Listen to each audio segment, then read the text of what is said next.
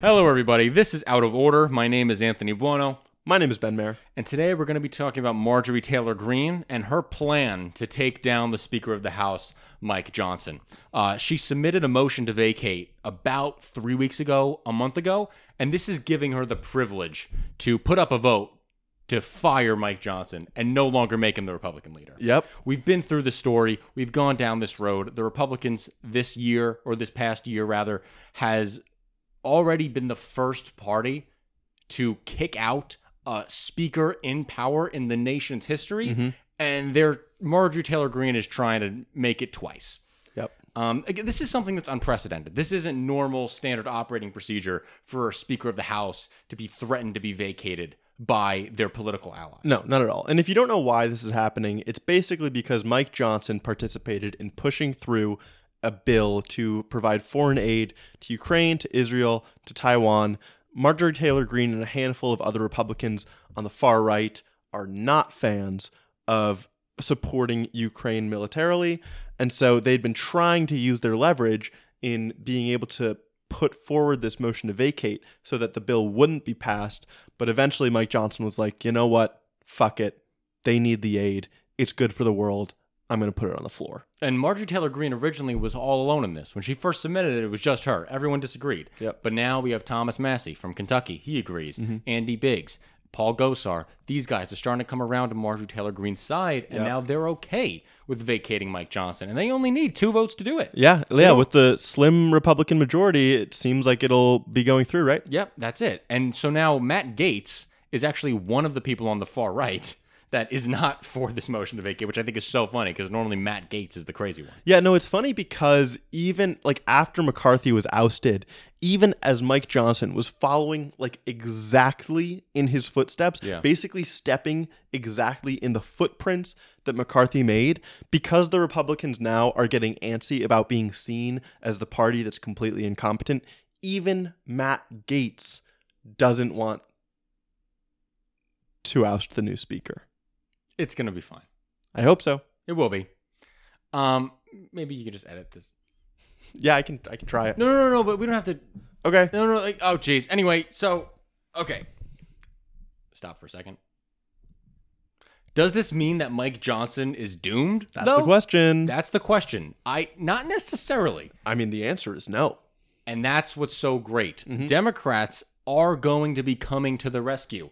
The House Democratic leadership has said that they will vote to table Representative Marjorie Taylor Greene's motion to vacate the chair. This is coming from Hakeem Jeffries. This is coming from the top. Democrats are going to prop up Speaker Mike Johnson, and they explicitly say it was because of his assistance in passing the foreign military aid package. That's the main reason they're willing to back him up. This is so wild. I mean, this is unprecedented. We've Unprecedented. never had a speaker propped up by the other party. No, the opposition party has never propped up the opposing political party. It never happened. This is just so exciting for me to watch. Like, what is going to happen? We just don't know. And so this is where we have to then start talking about Mike Johnson's future political career. Yeah. Because where is his lane after this?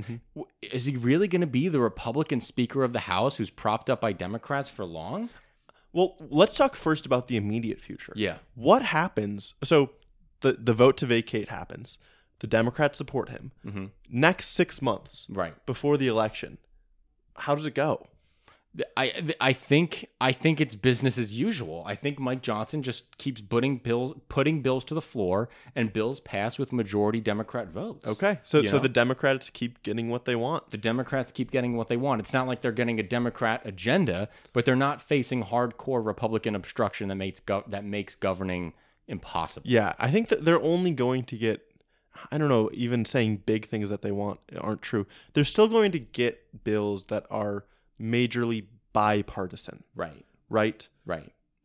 So it's not like the Democratic agenda is getting pushed through, but common sense stuff. Yeah. You would think more of that will go through. Yes. Hopefully. In the long term, though, this is how new parties form.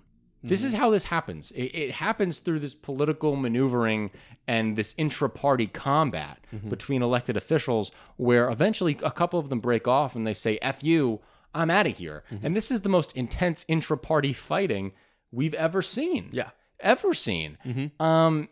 And now the like I see a future. I can perceive a future where Joe Biden wins a second term, Republicans don't take the House or don't keep the House, and they're pissed that Biden is still president. They're mad that Trump lost. The Republican Party tries to move away from Trumpism even more. Yep. And Marjorie Taylor Greene says, no, I'm not going anywhere. Yeah.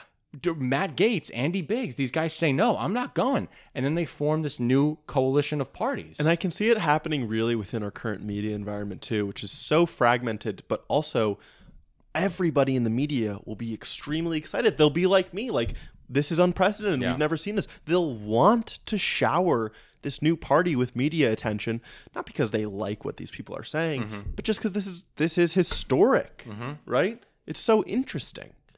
And so because of that, my worry, and I would think the worry of anyone trying to split off into a third party would be, well, so many people vote just based on whether they see a D or an R on the ballot, right? But I think they might actually get enough media attention to support their party at the ballot, at the polls. Yeah, I mean, I think it would be great for Democrats if the Republican Party did split. That'd be great. Yes, because then you're going to start running the far right party candidates in all districts, including ones that only want the moderate Republicans. Exactly. So it could be a nightmare for the Republican Party in the long run. But the point is, I just don't see Marjorie Taylor Greene and Mitch McConnell being in the same party for the next 10 years. Yeah. You know, not because Mitch McConnell is going to die, but because like those two types of Republicans cannot operate in the same party. No, you can't. They have too many things not in common. Yes, they want to be what's it called? A big umbrella party,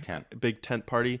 But this tent has gotten too big. Too big. Thank you for watching this episode of Out of Order. I can't believe you made it to the end. If you like this video, subscribe to us on YouTube. And if you really like us, check us out on Patreon. This week, one of our videos is about Antony Blinken, the Secretary of State, and his tours to China and the Middle East. Our other video is talking about Biden's new regulations in school meals about sugar and sodium content. And then this week, we did a deep dive into why the U.S. and European economies are diverging so much. Thanks, guys. See you on the next episode.